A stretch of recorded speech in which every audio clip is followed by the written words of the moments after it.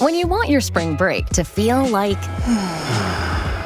and your kids' pool day to feel like... and your hotel bed to feel like...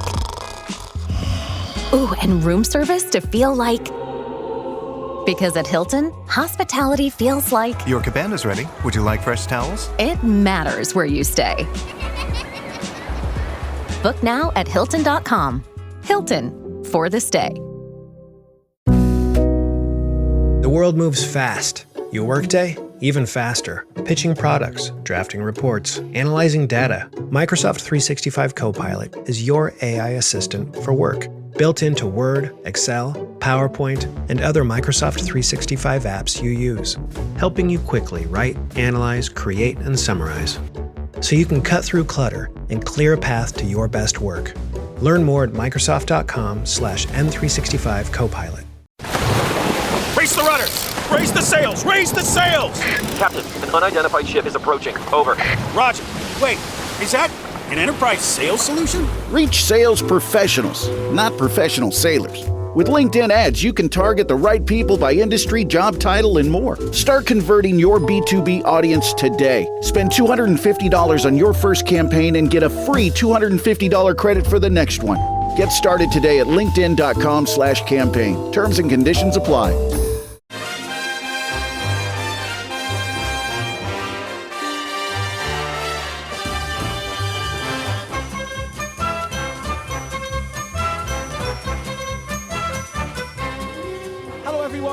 To How Are the Podcast. It's Gav and you join us for our Monday morning transfer roundup stroke match preview. It's a bit of a weird one today. I don't really know what to call this because of course the lads play tonight, which means you get your match day preview from us, but also it's also deadline day and there's been quite a lot that's gone on over the weekend and it would be remiss of us not to talk about it. So this will be a bit all over chaotic and mismatch, which is just like every other podcast we do really. So it's absolutely fine. You're used to our chaos.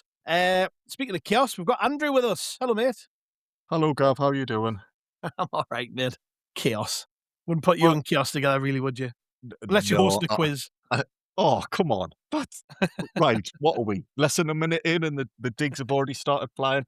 I'm going to tell all the listeners, Gavin, that you've been insisting that we call you Pretty Boy in honor of Josh Kelly, who won a world title at the weekend. So if you're going to call me chaotic, I'm going to call you Pretty Boy from now on. And well done to Josh, by the way. What a fight he put up, and he deserved it. I'm glad for once that I didn't see a dodgy refereeing performance or judges' decisions robbing somebody of a deserved world title. He was brilliant. It's just a shame he had to do it in Newcastle. But there we go. He's angling for a Stadium of Light fight next, isn't he? So let's see where that one goes. That could be fun for us in the summer. Maybe do a live podcast from one of his fights. Also with us, not quite as chaotic, as Johnny Hawley. Hello, mate. I don't know if too many people in my life would agree that I'm less chaotic than Andrew, but I'll take it. All right, lads. Yeah, well, you haven't absolutely fluffed a quiz, so yet. It's his term next year, Andrew. Don't worry. I was going to say the podcast's young. Don't start don't start cursing us this early. If anybody wants to catch up on the quiz we did around Christmas time, go back and listen to it. It was good. It was good fun. No, they don't. And I'm doing Andrew down. He did a brilliant job of making us all laugh. But anyways, on to more pressing matters, gents. I said there that we're going to probably start with transfer stuff. I know, obviously, everybody's really bothered about the game tonight, the Burnley game. It's such a massive match for us. We'll probably talk about that after the break, just because there's so much to talk about, really. And I think we should probably start off with probably the biggest story, which was that Sunlun have signed a new goalkeeper, and he is called, shall we have a go at this? Melker Ellborg, 22-year-old goalkeeper who played for Malmo, now plays for Sunderland, of course. 3 million quid, has been described as having a very similar profile to Robin Roofs. He's obviously someone we've never heard of, which means he's going to be brilliant. Has been playing in Europe this season for Malmo, has forced his way into the first team spot there. And is obviously a very promising young player, not someone I've ever watched. Again, do either of you watch the Swedish league? I'm going to guess you don't. No, I don't imagine many Sunderland fans do, to be honest. But I've said this before, Johnny, when we get linked to somebody I've never heard of, it just excites us, really. I mean, he probably won't even play for us this season, but just nice, isn't it? Shiny new toy. Aye, it is, yeah. It's always nice in any transfer window. Everyone, we all talk about, and me and you did talk about in some depth, a lot of things we don't like about transfer windows, but there is always a nice feeling when you see that, new signing announcement, whether you see the tweet or it's a scarf picture or whatever it is. It's just like that little novelty of getting something new. But yeah, he's not going to play much, is he? Unless something goes wrong. So it's really low risk. It's a low fee. Just one of those where, it's a bit of a win-win, isn't it? Like if he develops and he turns into a player, then brilliant. And if he doesn't, well, we'll probably still make back what we paid for him, if nothing else. So yeah, happy days. Yeah, you happy with this one, Andrew? I think you're a bit like me, aren't you? You quite enjoy just sitting back and waiting to see what happens. And, gone are the days when Sunlun would sign someone I'd never heard of and I would go, oh, for God's sake. Why can't we just sign the best player from the team that's, top of the championship or, below us in the table? Like, why can't we just be really boring and predictable with our recruitment? Gone are them days. I love it, when we just sign these randoms who nobody's ever heard of. Well, that's it. And because of our track record over the last couple of transfer windows, you do have faith in the scouts and the recruitment team to have hopefully picked up another unpolished gem. And we don't need to rush the lad. We can give him as much time as he needs to acclimatise, get used to the country, get used to the new league and all of that. And yeah, it might not be until months or years down the line, but there's no reason to think he couldn't do a good job for us. He's highly rated. And once again, Gav, 48 hours previously, there hadn't even been a whisper of this lad. Didn't know a thing about him. And you've got to say, yet again, fair play to the club, because if this lad is highly rated, there will have been other people interested, but we've managed to do the business quietly, efficiently. We've got the job done. And yeah, welcome to the lad. I hope he has a great career with us. Yeah, and that means, of course, we've moved somebody on, and it was a popular player who's gone, and one that's not unexpected at all. Anthony Patterson's joined Millwall. That one was coming a mile off. I mean, that interest from Millwall was reported maybe 2 weeks ago. I think they've kind of been quite patient in trying to get Anthony Patterson, and it's more been a case of can Sunderland replace him first, and that's fair enough. We're the ones who hold the cards in that regard. It looks like Millwall are really happy with this one. I know it's a loan, but Steve Gallen, their director of football, said he was delighted to welcome him to the club. Said he's got big game experience under his belt and was an ever-present for Sunderland last year. And importantly, said there were a lot of clubs interested in him, so he's pleased that they managed to convince him to go there. But yeah, not something that really shocks us. We were expecting this. He's kind of earned that right, having played virtually every game for us over 3 years or so. He's earned that right to be able to go to the manager in the club and say, I want to go and play football. And he's gone to join a club where he's familiar with the manager. He's old Sunderland manager Alex Neil in charge at Millwall. A couple of old teammates, I think, on the books there. So yeah, I'm pleased for Pato. I think this is a really good move when you see where they are on the table and the fact they're challenging at the top and looking for promotion. It's a really, really good move for him. Yeah, another one who it was a case of when and where, not if. This month, I think, there was always a feeling, wasn't there, that some of these players were going to move on, like you say, just to get some first-team football, because you can't begrudge them it, but it's natural that the club have outgrown some players. It happens when any team gets a promotion. You're always going to have some players who are good enough in the league below, but aren't at the standard you need to progress. So, yeah, it's a good move from, like you say, they're having a good season. Obviously, he knows the manager, regardless of the circumstances of how that manager left the club. But, that's something I'm sure will have appealed to Patterson. And, there's been a few of these. Dan Neil obviously went to Ipswich on loan. I know obviously his contract situation was another factor, but another player who was good enough last season, and everybody in the Championship would probably take them, really. If not to start, then at least to play a part in the squad. So, yeah, there was never going to be a shortage of options. It was always just about the timing and obviously finding the particular proposal that suited Patterson. And, fingers crossed that he does well because, it's a good advert for Sunlun as well, isn't it? If we're producing academy graduates who not only can succeed here, but then go and prove themselves, elsewhere in the football pyramid, then, that's just even better for us. Bit of good publicity, so hope he goes and smashes it. Yeah, and Andrew, it's not unlike Dan Neil, where it was made very clear in the kind of comms after he left, like that's him done at Sunderland. I don't get the same feeling with the Patterson announcement. Maybe the door's still slightly left open, but it's going to take a lot for him to come back in the summer and take Robin Roofs' shirt.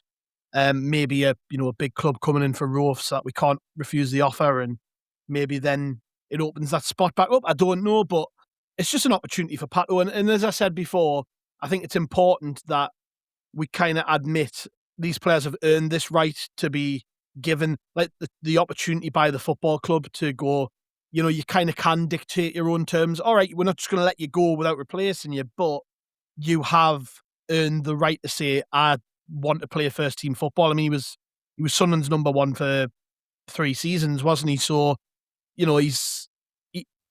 we've got to do right by these players, I think. Like the ones who do right by Sunderland, who, Anthony Patterson, you could say what you want about the goals from Mayenda and Tommy Watson in the final and in the VAR call that kind of saved us and stuff.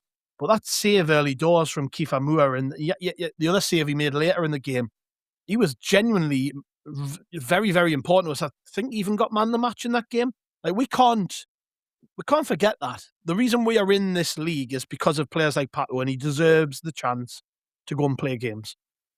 Without doubt. Right from the start, I think he made a League Cup debut, but his league debut for us was when he'd been recalled from a loan and he was thrown in at the deep end away at Wickham.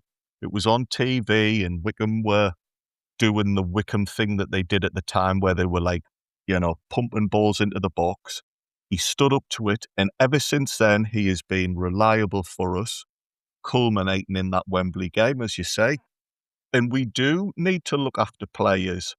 I think that's the right thing to do on a human level. But even if you want to be cynical and just say that's the best way to get things out of players, and it's the best way to convince potential signings to come to Sunderland. Sunderland might not have the riches of somebody like Manchester City, for argument's sake, where they can throw money at people. But there's a group of players under that level who are going to have options. And if Sunderland are one of the clubs interested in you, and they do things right, that's gonna count for a lot. So yeah, it's important that we look after players, as you say. Definitely so with players who have done right by us. He's a local lad. He's worked his socks off for us. He's given us great service. But I agree with yourself. The door isn't fully closed on Patterson. It's not like when Dan Neil left and there was a lot of tributes to him and the club spent a bit of time getting quotes from some of his teammates and what have you. There's not been anything along those lines, so there might be a way back in for Patterson. Speakman, in one of his statements to the press, said that even though he lost his place, he still trained to a very high level. He still acted professionally. So Patterson hasn't done anything daft like burn his bridges or have a pop or go in a sulk.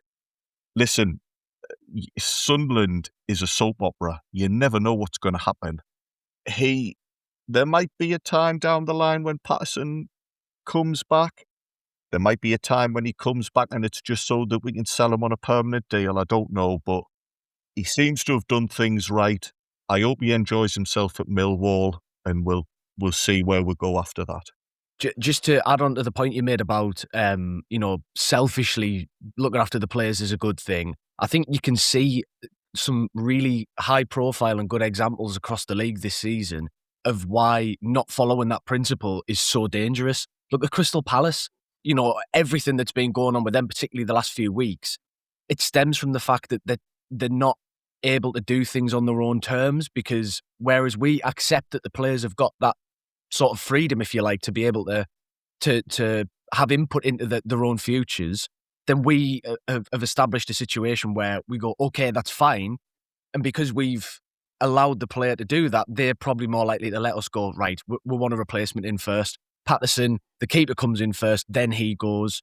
Whereas, as I say, Palace, Gahey, Eze, players like that, all that chaos. Newcastle with Isak in the summer, it's so important that we maintain that ethos going forward. Otherwise, you end up on the wrong side of it pretty quickly, I think. Yeah, and he's going to be joined at Millwall by Tommy Watson, another hero of that final. So Millwall just putting together a super team to deal with the playoffs, I think it seems. And fair play at them, two good signings on loan. Really, I think Millwall are really pushing it.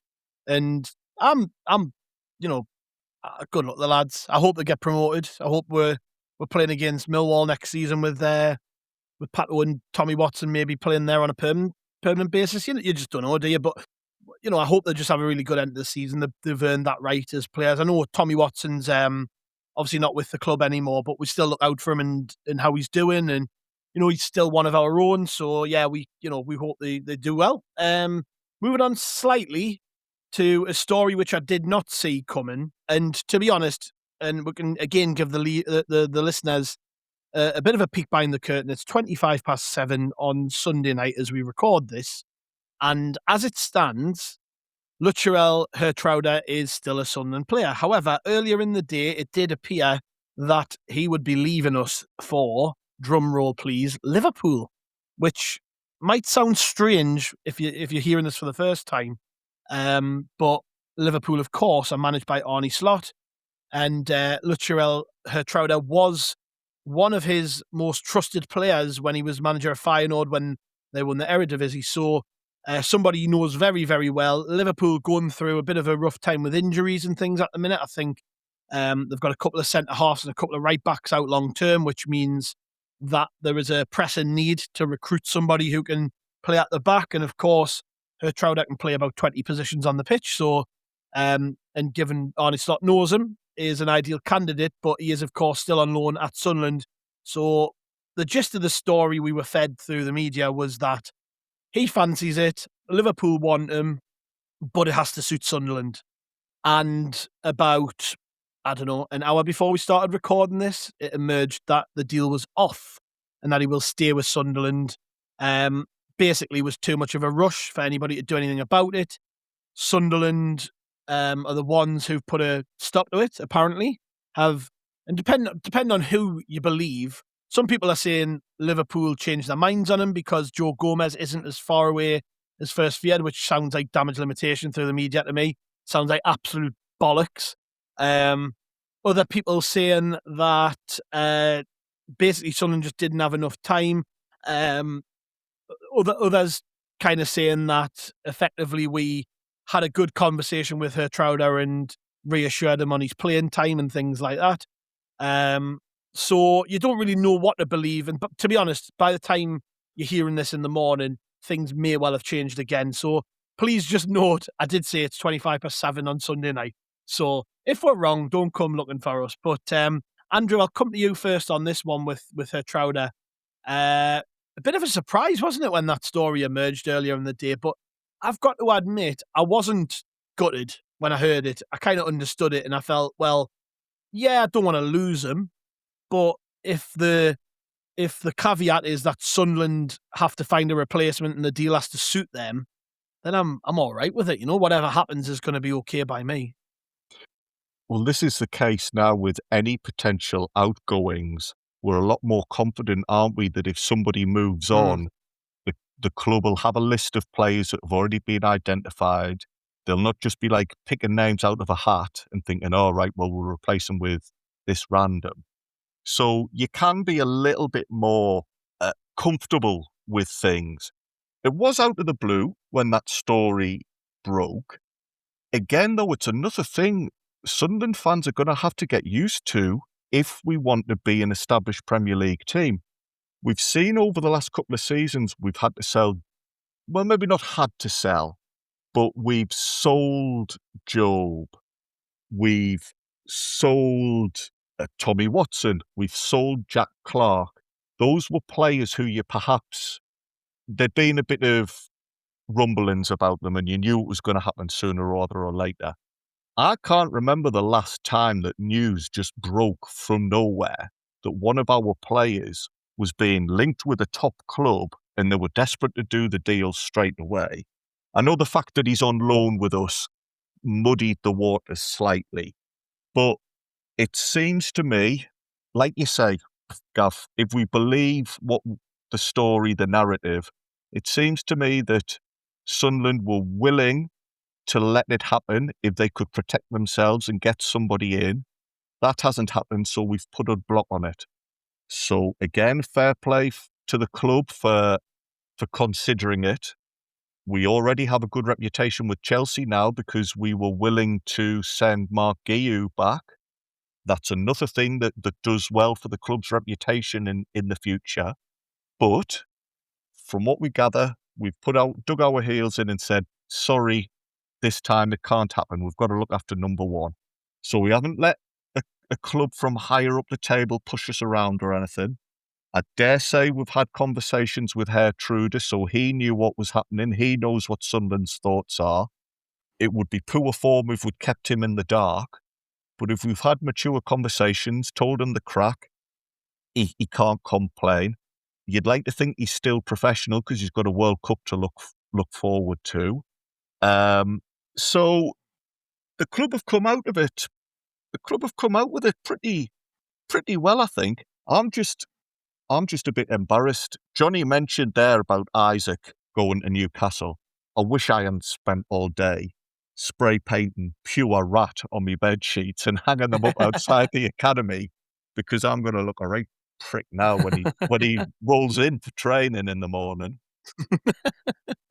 Yeah, Jonny, it's a weird world, isn't it, where a player who isn't guaranteed to start for Sunderland is probably guaranteed to play for the league champions. You know, it's a weird one, isn't it? But Liverpool have had their problems, and to be honest, in the current state, you could kind of understand why that would appeal to Geertruida. I mean, one, playing for Liverpool. I mean, I love Sunderland, but there is a worldwide appeal of playing for a club of that stature. Probably the biggest club in the world. Do you know what I mean? Two, he's old manager from Feyenoord, who he knows very well. And three, as I just said, he would go into Liverpool and start games given their problems at the back. So you can get it, can't you? And while it looks like it's off right now, you never know. It could be resurrected at some point. But at the minute, he's remaining a Sunderland player. He'll be in that squad tomorrow, as far as we're aware. But that point that I said, that's been put out there by some journalists, that he's been given assurances over playing time and things and what's going to be happening at Sunderland. That's reassuring to a degree, because if you can convince a player not to go to Liverpool and say, actually, this is going to be a bit too much work for all of us, we want to keep you, we see you as really integral to the team this season.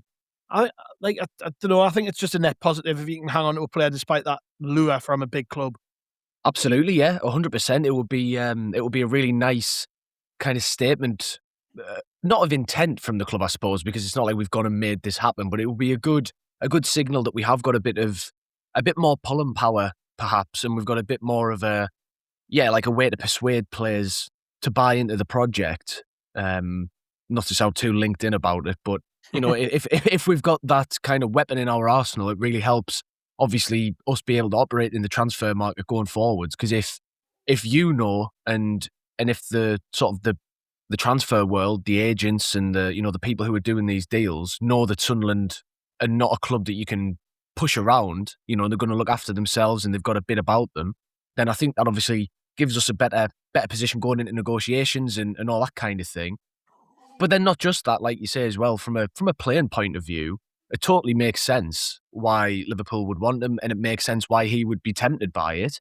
So I don't think there can be any hard feelings from any end, really, whether this happens or whether it doesn't. It's not like this is one of those where it's going to leave some sort of bad feeling in people's mouths or whatever, or bad taste, I should say.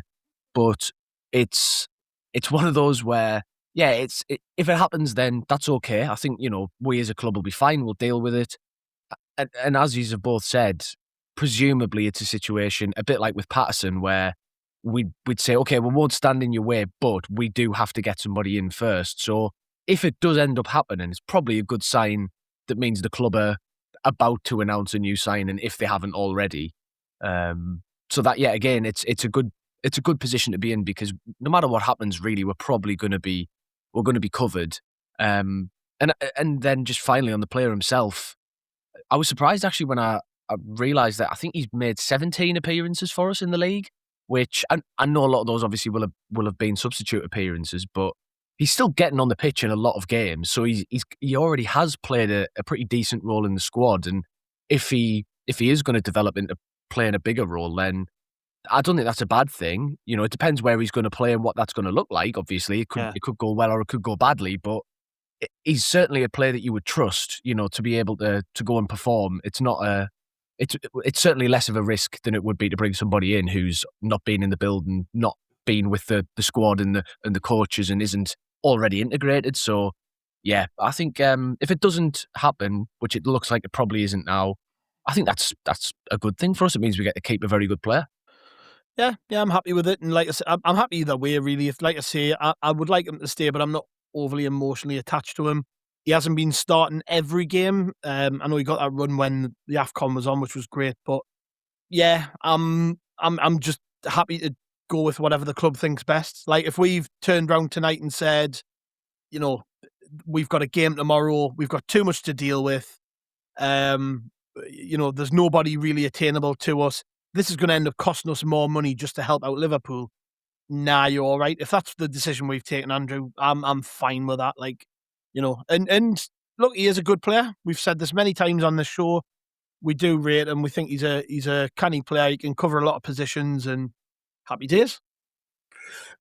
Yeah, definitely. He is a good player, and he's probably one of the players we could at least afford to lose at this stage in the transfer window, because to replace him is tougher maybe than somebody who has a dedicated position.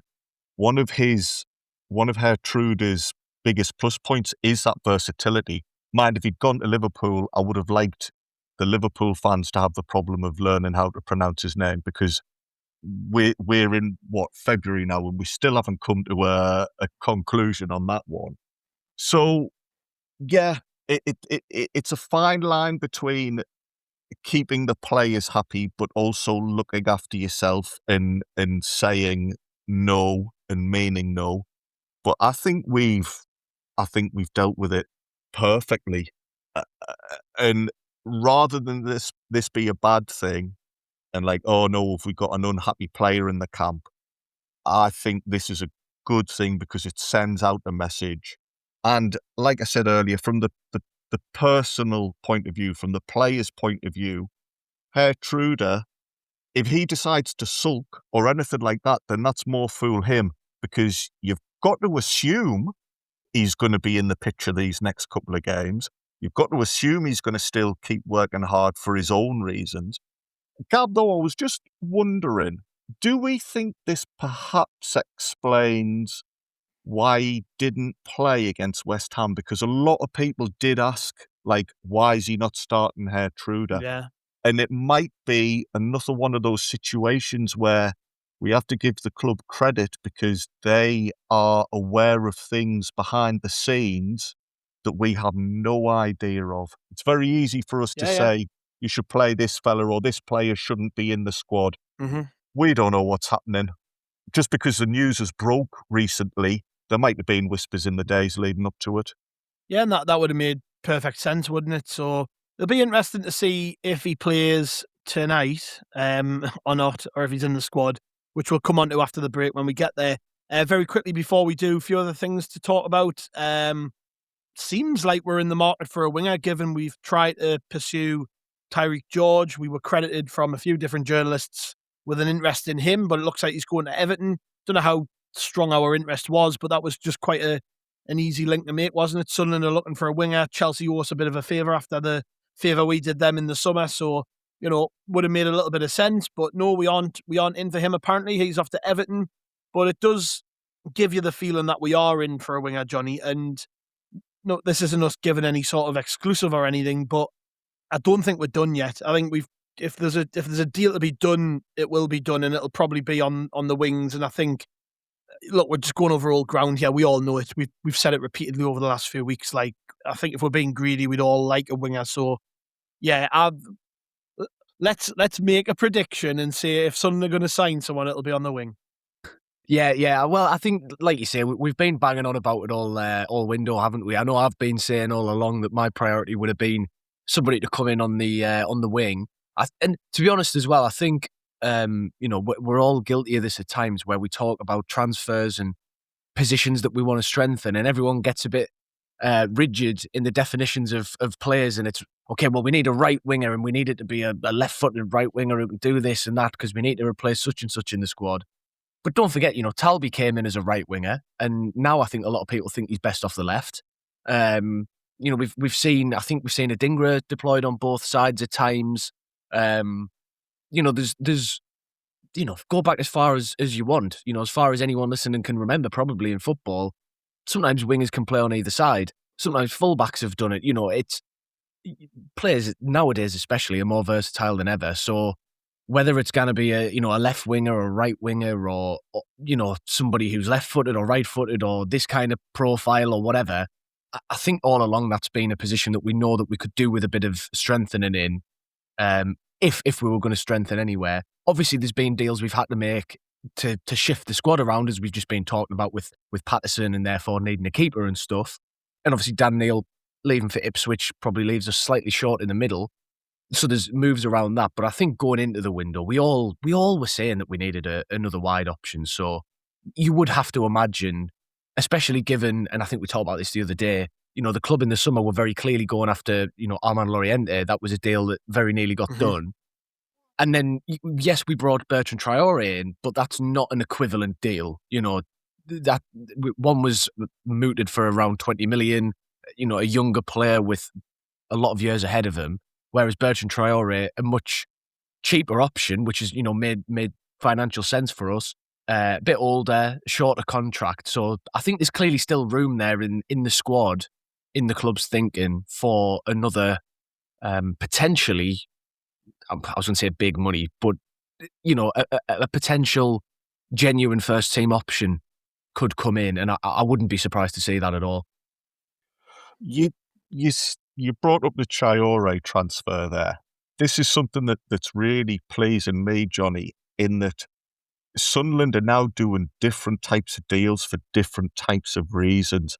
And yeah, we did start this January transfer window. I think the majority of people would have said if we had to sign anybody, it needed to be a winger. We have signed a winger in Tybee, and like we say, we expect we might sign another winger.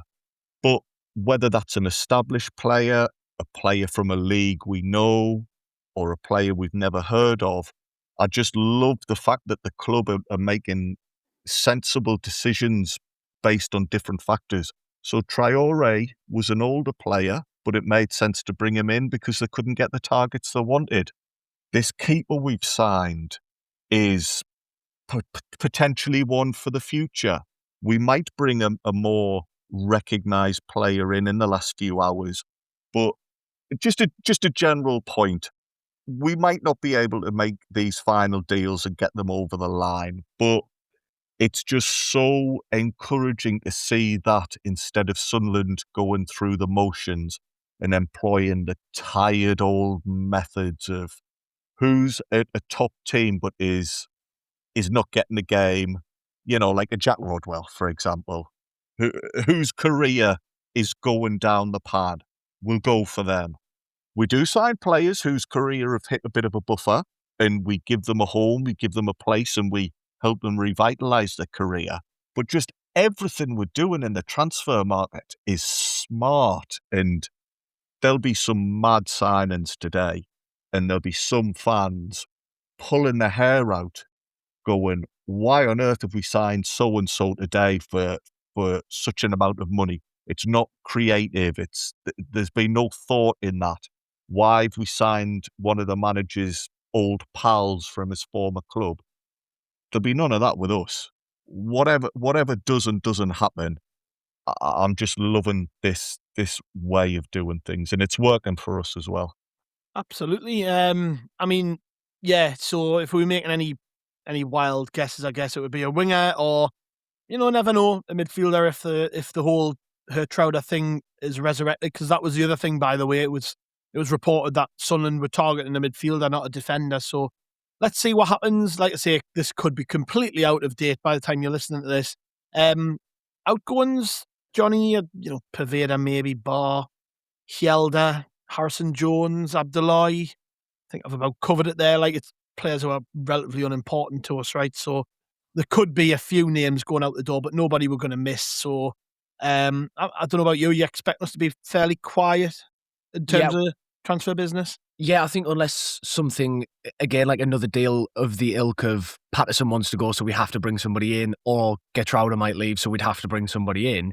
Unless there's something else like that develops at the 11th hour, which I think seems unlikely, then I don't see anyone who's had any meaningful amount of football this season to be going anywhere. I think there's been, some rumblings under the surface about Isidore. Well, a bit more above the surface with Isidore, to be fair, a lot of different reports, but Isidore, my end of there's been the odd whisper about. Mundell, obviously, there was something about him not being too happy with his playing time. So if one of those bubbles up and goes somewhere, then possibly. But I think barring any late drama, I don't see any obvious contenders except the ones like you've said, the Bars, the Pavedas, the bomb squad. Yeah. So we'll see how that goes. Anyways, the gist of today's pod was supposed to be about the Burnley game tonight. Yes, we do have a game tonight. So after the break, when we come back, we'll chat about that. We'll see you then. With Venmo Stash, a taco in one hand and ordering a ride in the other means you're stacking cash back. Nice. Get up to 5% cash back with Venmo Stash on your favorite brands when you pay with your Venmo debit card. From takeout to rideshares, entertainment and more, pick a bundle with your go-tos and start earning cash back at those brands. Earn more cash when you do more with Stash. Venmo Stash terms and exclusions apply. Max $100 cash back per month. See terms at venmo.me/stash terms. Picture chicken nuggets in your head. Okay, now forget them. Because Taco Bell's crispy chicken nuggets are here. And they're nothing like the nuggets you know. All white meat chicken, coated in tortilla chips for that signature Taco Bell crunch. A nugget like that calls for a sauce that can keep up. Introducing Hidden Valley Diablo Ranch. The iconic ranch you love, fired up with Taco Bell Diablo sauce. Bold meets bolder, ranch meets Diablo, and it works. Crispy chicken nuggets from Taco Bell, a brand new classic. At participating U.S. Taco Bell locations for a limited time only, while supplies last. TaxAct is here anytime you want to easily file your taxes. TaxAct is here for the early birds who like to knock them out as soon as the season opens. And for the procrastinators who like to wait until the very last minute. TaxAct is also here for the middlers who file right in the middle of tax season. No one ever talks about the middlers, but TaxAct sees you, and TaxAct respects you. TaxAct, let's get them over with. Welcome back to How the Podcast. It's Gav, and as I said before the break, we're going to talk about the match tonight. The team news is impossible one to predict. We'll probably sell a load of players and sign a load of players before the game kicks off, and it'll all be this will all go to pot. But Andrew, let's just live in the moment, right? As things are, this is Sunderland as it is. So let's just presume nothing changes, and this is the team we've got going into the game tonight. We've got a fairly strong squad to pick from. Obviously, the big issue is we still don't have Granit Xhaka. We got battered last time out. We've had to wait a long time to put it right because, we're playing the Monday night game, so that's not ideal. But it does feel like a big game, this one, to me, because I don't know about you. It was just some of the behaviour from the players in the game. We lost our heads a bit. I think we let ourselves down a few times. I think this is a really good chance to put everything right and just draw a line under that and crack on. Exactly. It is a good chance. Most of our home games this season have been a good chance for us to put a decent performance on. And yeah, it happens. Teams will lose games. Teams will appear to be a little bit out of character. What's important is how you respond. Burnley, listen, Burnley got a decent point against Tottenham. I think they've scraped a couple of draws recently, so I know it's a cliche, but you don't expect them to be a walkover. We've been so good at home, though. We've got that little extra fire in our bellies because of the way things fell apart against West Ham. So I'd like to think we'll be back to the Sunderland we've grown to expect this season. Yeah. It would only be if we struggle against Burnley and struggle in the next few fixtures after that the West Ham game would be a concern. For the time being, I think everybody's going to just be up for it. They're going to get behind the lads. I know Monday nights aren't great, but, again, it's another cliche, but under the lights, let's get a bit of a good atmosphere going and see the lads get back on track. Yeah, I think that's important, Johnny, isn't it? Like, I think, I don't know about you, and there could be a million reasons for this, but the atmosphere just wasn't the same against Palace. It wasn't as raucous as it has been. We've already talked about all this stuff, so we don't need to go back over it, but people leaving early and stuff. There was just a different feel inside the ground, and I'm hoping that was just a one-off, because this season the atmospheres and stuff at the stadium have been amazing. It's like really got the lads over the line, particularly when we've been struggling. It's been the fans who've got the lads back on track, and I talked about drawing a line under the defeat to West Ham, but this is included, isn't it? I think from the off, fans have to be at it, players have to be at it. We work in tandem together, and we'll blow Burnley away. But just because Burnley are struggling, we shouldn't take that for granted. They're still a Premier League team. They're still capable of hurting people. We've lost games to them. We lost them this season, so it doesn't matter how their season's going. Really, they're still a threat, and we can't take them lightly. And I think that really does mean that the fans as a whole can't just turn up expecting to see Sunlun just win the game. I think it's going to get tough at times, and we're going to all need to be on the same page. And we need a fast start as well. That all comes hand in hand, doesn't it? It's important to get the fans on side. It's important to get Burnley under pressure because, like you say, they're having a bad season. There's no two ways about it. As much as they got the better of us in the earlier fixture at the start of the season, which, by the way, we couldn't have played them at a worse time. Their first home game of the season after promotion. It's always a tough trip. But yeah, even though they had that result, they're not a very good team. Unfortunately, if they were a good team, they'd have more points and they wouldn't be in the relegation zone. So we need to put them under pressure because they're proven with their results all season that they're not that good at handling the pressure when teams get at them and make them panic and make mistakes and they've got that in them. That's clear. They wouldn't be down there if they didn't. So we want to capitalise on that. So it's not just about, obviously, I agree with the atmosphere against Palace. Hopefully, with it being a Monday night game rather than a sort of drab Sunday afternoon or something, with it being under the lights, as Andrew was talking about, hopefully that'll help just naturally, improve the atmosphere. It'll be just a slightly better scenario, better conditions for a match, I think. But then, yeah, hand in hand with that, if we start well, and there's no reason to think that we can't, it would be hugely important because, as you've said, we want to put the ghosts of last game to rest.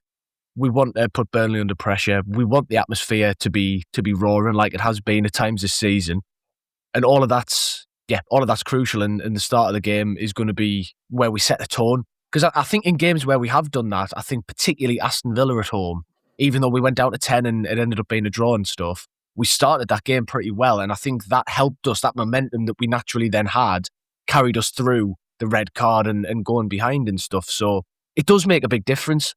So yeah, it's going to be a big one. But Burnley are a strange team, Andrew. That if you look at the away table, the second bottom, they've picked up 5 points all season away from home. 1 win, 2 draws, 8 losses. Only scoring 13 goals in 11 games, conceding 27. So, very, very obviously one of the worst teams in the league across the span of the season. But then you see their recent results. 2-2 with Tottenham. And, you can say what you want about Tottenham, but they nearly won that game. Like Spurs scored in the 90th minute. And, that could have been a really important 3 points for them down the bottom. Drew away at Anfield with Liverpool. battered one of the best teams in the Championship at the minute, Millwall, in the FA Cup third round 5-1. Drew with Man United 2s each. You look at just generally their results, they don't get battered. They're always in close games. So I find this a tough one to kind of predict when it comes to them. Like, what version of Burnley are going to turn up?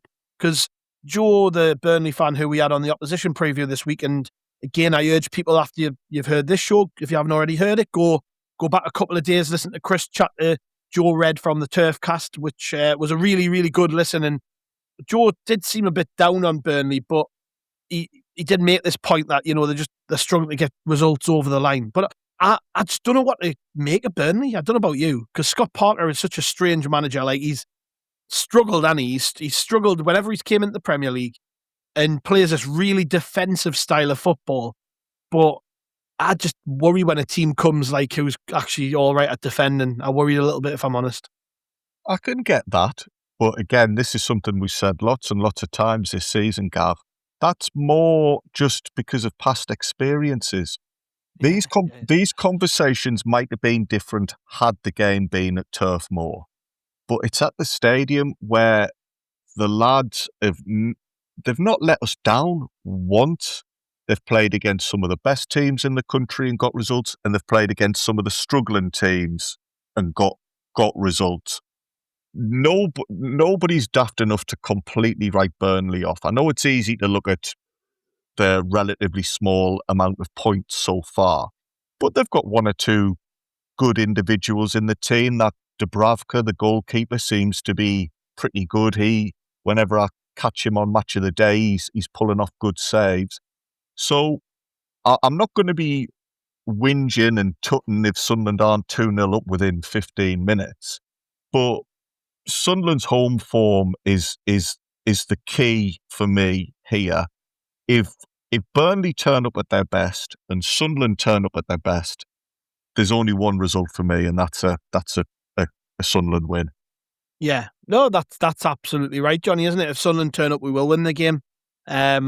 We're just in a bit of a weird place, I think, mentally at the minute. I don't know if it's because of obviously the last result was deflating, and there was a lot of carry on with the players. Like, you think of Ronaldo being lucky not to get sent off the Alderete thing near the end. Mukiele storming off the pitch, Xhaka arguing with fans. Like, there was just too much of that in the last time round, and it's been a long time since that game.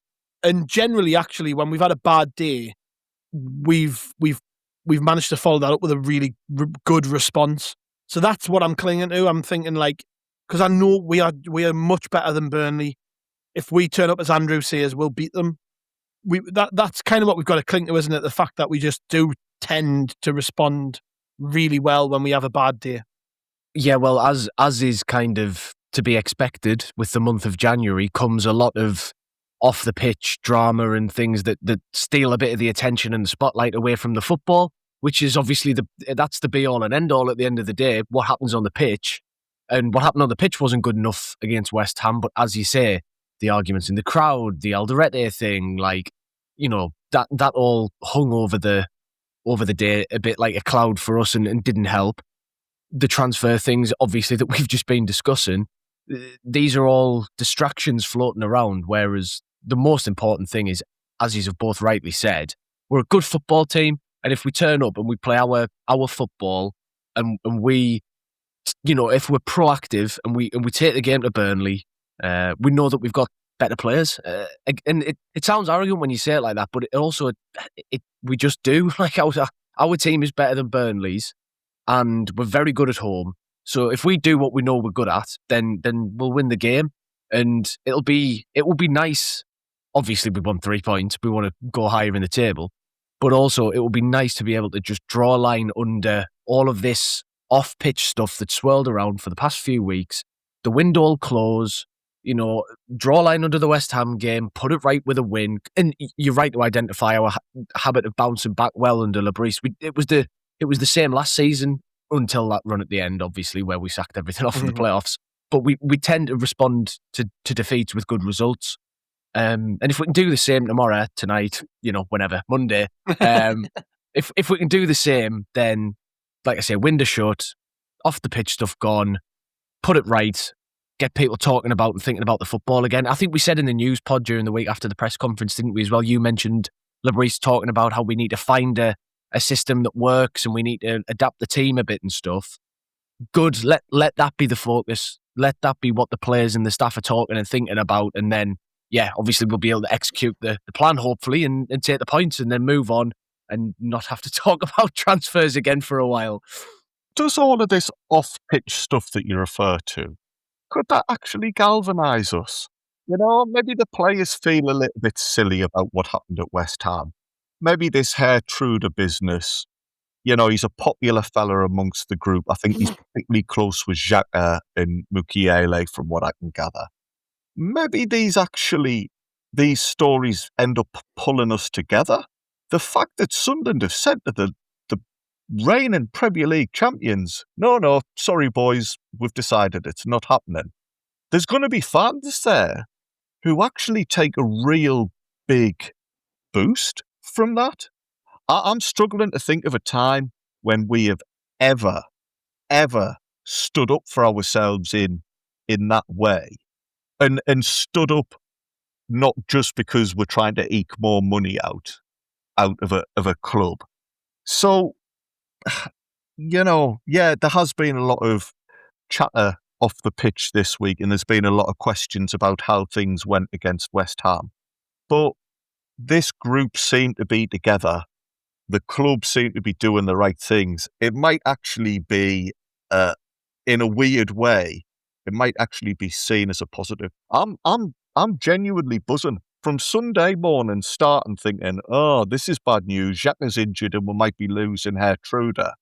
To now think, oh no, Sunlun have shown a bit of backbone. We've hopefully convinced the player as well that we're the right place for him to be at the time being. People might actually be thinking, yeah, bloody hell, we are Sunlun and we're actually gonna stand up and fight here.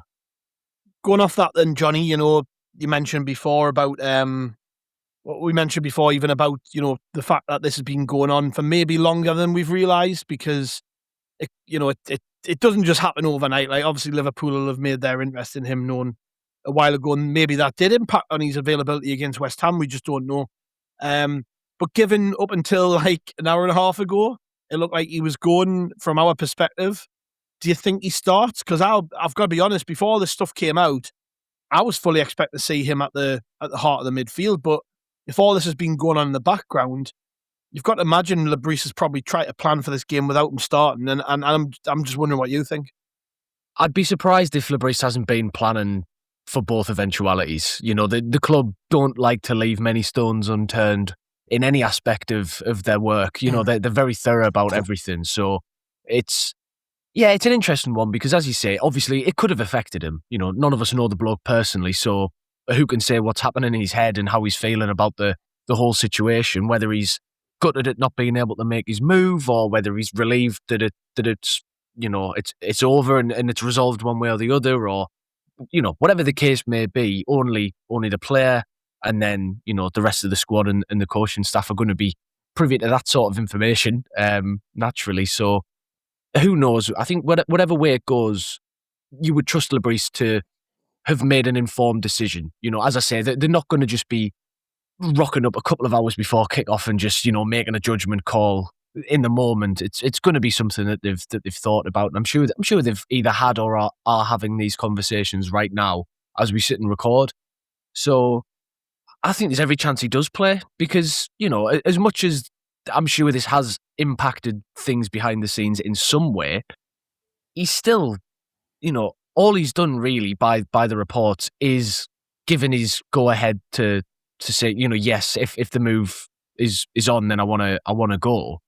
But really, let's all not pretend to be naive here. Like, any player is already thinking that really at any time of the season, whether it's the window or not. Like, if you'd said to anyone, oh, if the move's arranged and Sunderland say yes, do you fancy going to play for the Premier League Champions in the Champions League? Yeah, actually, I think I probably do. You know, there's no change really. That's the way things were. It's just now we know for a fact that he would go. But okay, that's fine. So I'm sure that they're professional enough to be able to compartmentalise that kind of thing and just get on with the job if he is to be picked, because you don't get to Premier League and international elite levels if you're not capable of incredible mental feats that the average human cannot comprehend. The kind of brain you must have to be able to play Premier League football is already alien to me. So I'm sure that they've got plenty of ways they can cope with it. So if he plays, then I think that's fine. But again, like I say, it all boils down to what happens on the pitch. If he plays well, then we're all going, oh, well, he's fine, he coped and it didn't matter. If he drops a stinker, then maybe there is more conversation around it. But, we'll not know until we see them pull the shirts on, and then all of the retrospective analysis will undoubtedly commence, which we all have that to look forward to. Well, Andrew, I seen you doodling about 5 minutes ago, so I reckon that was you writing the team out. I know you do that when you're on these. And you did warn me before the game, before the pod, sorry. You're going to ask us to predict the team, are you? So I am. I'm going to ask you what you've got written down, mate. What do you reckon the 11 will be? I do have a slight potential talking point here, because I think we go with a back four. I actually think we start Dennis Serkin at left back. Or maybe not. I think Lebris will do that. But if it was me in the position, I might be giving that some serious consideration, because we're at home against a team near the bottom and who aren't great away from home. You've got to presume that Burnley are just going to try and, shut up shop and just hang on in for dear life. I'm not one for dropping players for mistakes and that, but Ronaldo didn't have his best game against West Ham. We do have question marks about our wingers. So I wonder if Serkin being on the pitch might just give us a bit extra width, and particularly depending on what midfield we go for, if Lefay's out wide on the left, I quite like the idea of Serkin bombing on past him and running from a deeper position and trying to create something.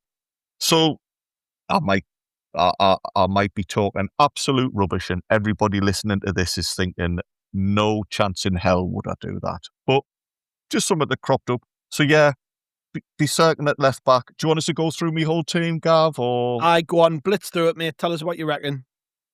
Gav, I never blitz through things. I'll take about 20 minutes boring you to death. So yeah, McKaylee, Ballard, Alderete, Roofs behind them in goal, obviously. I don't know about midfield now. I don't know if Geertruida... Come on. Aye, all right. Give us what you've written down. Well, I'd written down Hume on the assumption Geertruida wasn't going to play. I was going to have Hume, Diarra, Siddiqui, Talby and Lefay, but just throwing them up in the air and seeing what position they land on the pitch. Like the exact formation, I'm not quite sure. If Geertruida does play, I think sadly it'll be Hume that drops out. And up front, there's only one choice for me, man. Broby's in fantastic form, isn't he? Mm-hmm. Go on then, Johnny. What do you reckon? Give us your 1 to 11. Well, on the Serkin thing, I wouldn't say that was top of my list of thoughts, but I do think there's some logic to it. And if there's any game you can justify dropping in inverted commas Ronaldo after, it's a game like that where he didn't play well, and attitude, discipline issues, creeping in. I think, he certainly couldn't be banging the manager's door down and complaining about being left out if he was to be. So, I don't think that's impossible. I think I'd still play him just because I'd back him to bounce back, but I wouldn't be disappointed if Dennis Serkin is in the starting lineup. So I'll go Roofs, Mokele, Ballard, Alderete, Ronaldo. I think Geertruida will play. I think in the end he is going to start the game. So I think I'll have him at the base of the midfield, Siddiqui and Diarra alongside him, and then the wingers are, to be honest, the wingers are harder to pick than the centre of midfield for me, because for me, if Geertruida doesn't play, you just stick Enzo Lefay in central midfield with Siddiqui and Diarra. Probably go Adingra and Talby on the wings maybe, and then Broby up front. But, Adingra is far from a nailed-on shout for that left wing position. It could easily be Enzo. It could easily be Talby playing off the left. We could see Mayenda return on the right-hand side.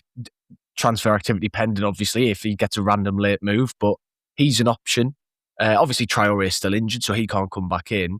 Mundell's been getting games, hasn't really grabbed his chance as of yet, but clearly Lebris trusts him and backs him to be able to contribute. So yeah, there's a lot of selections up in the air at the top end of the pitch, I think, and not just the midfield in light of this Geertruida stuff. I'd go with, as I say, I think Geertruida will play. I think I'd actually go with Enzo in the middle just because I love him there. Siddiqui and Diarra alongside. I'd then go Talby on the left, Mayenda on the right, Robbie up front. But I don't think Lebris will play that. Well, this is what I reckon. And I've got a decent record this season, so let's see. Roofs in goal, obviously. Nordi right back, Ronaldo left back, Alderete and Ballard in the two centre-half positions, Diarra, Siddiqui, Lefay, Talby, Adingra, Broby. And it might seem harsh on Hume, but I just think we need to go to a more realistic, traditional shape at home against a team who are going to sit in against us. I don't think it makes sense to play a really defensive system, which is basically what we do away from home. Like in this one, you're playing one of the worst teams in the league. They're not going to... We know exactly how Burnley are going to play. They're not going to surprise us by coming and playing on the front foot. They're going to sit deep and they're going to try and counter us with the few players they've got in attack like Edwards. Yeah, they're going to be pretty predictable, which should make the job of the manager pretty straightforward. And I actually think I watched Diarra in the AFCON play as a 6 for Senegal, and he was really, really good.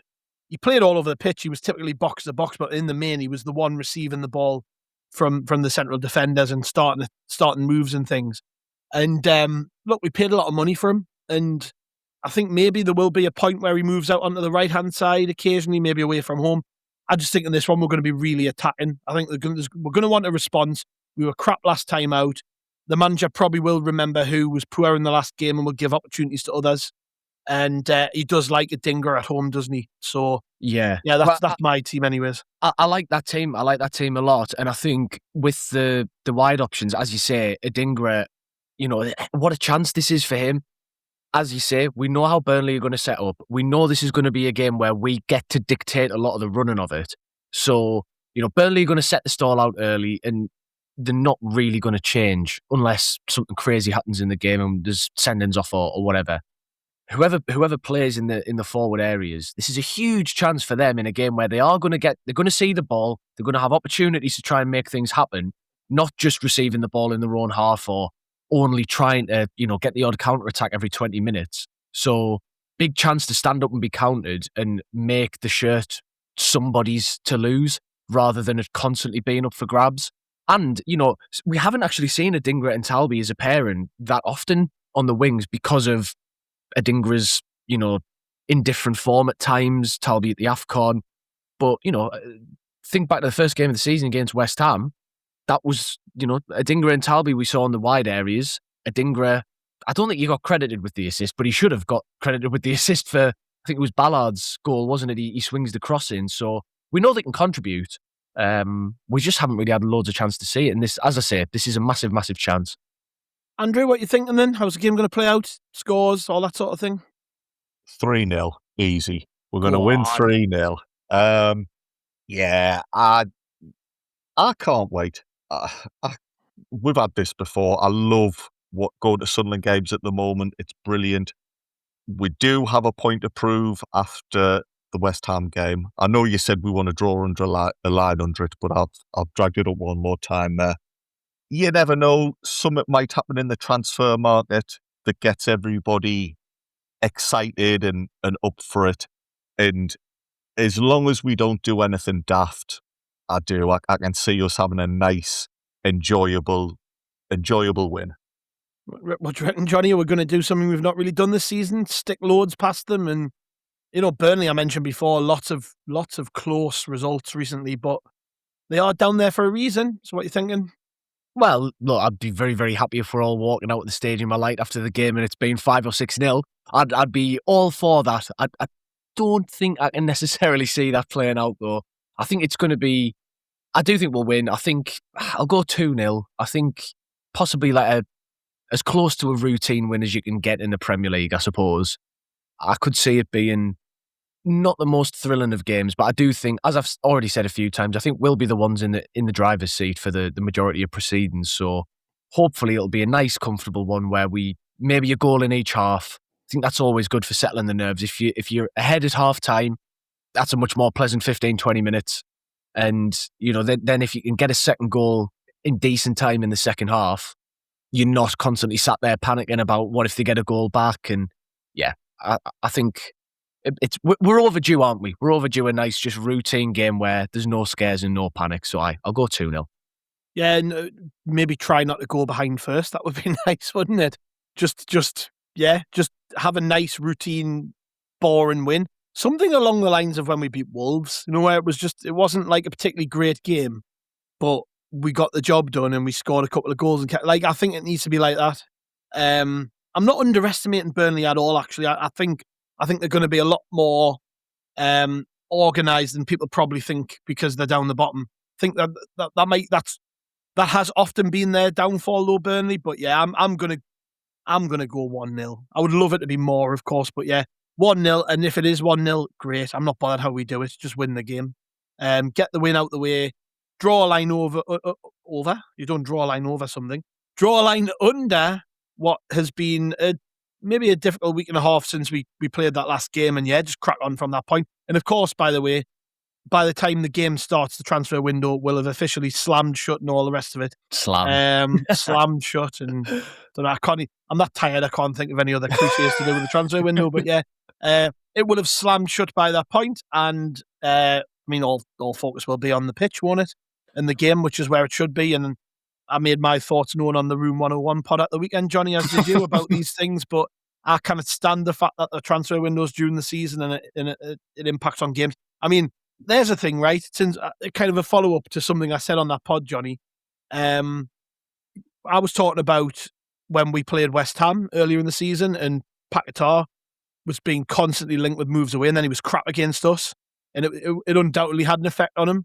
Like, it's ridiculous that on the eve of a game, we've got clubs trying to sign a player who would be in the squad. I think it's ridiculous. Who's also actually owned already by another different club and he's only on loan to us. Yeah. The whole thing is mental when you actually take a step back and analyse it. I totally agree. Second time as well this season that's happened to us. Yeah, but again, though, like you said, we want to draw a line under all this. Underneath, not over the top of. But yet again, something that would rubber stamp that is if we do win, the window will be closed. As we said, it'll have slammed shut. So there'll be no more activity. And if you look at, there's a few little incentives on offer for us if we win. Obviously, we want the points because we'll go up the table. I think it'll take us to, a handful of points away from 5th or 6th in the league. So we'd be right in touch with the European spots. We'd go above Newcastle, which is always nice. And I think we would drop them into the bottom half of the table because we're 11th, aren't we? So as long as we avoid defeat, hopefully we win. It's just that those little morale boosters that keep you ticking along over a season. So to get a nice little influx of positivity to banish any lingering demons of the window and stuff, that would be a really nice outcome. It would indeed. Right, let's see what happens. No pubcast tonight because it'll be far too late, which I'm a bit gutted about. I like the pubcasts. I like those little catch-ups that we have. Only time we get to speak to Sam as well. So no pubcast tonight, but there will be a reaction pod from the lads in exile. So watch out for that one dropping if you're up late after the match or if you are in exile, wherever you are in the world. It might be dropping nice and early for you. I don't know. But we will have a reaction pod. We've also got Phil Smith from the Sunlun Echo on with us the morning after the game. So there will be 2 pods in quick succession. So lots to get your teeth stuck into. And of course, they go down a lot easier when we're winning games. So make sure you stick with How the Podcast. Get subscribed if you're not already subscribed. If you're at a loose end today, head to rotoreport.sbnation.com. All of your pre-match build-up over there. We've got Martin starving. I hope Martin's not starving. Martin starting 11.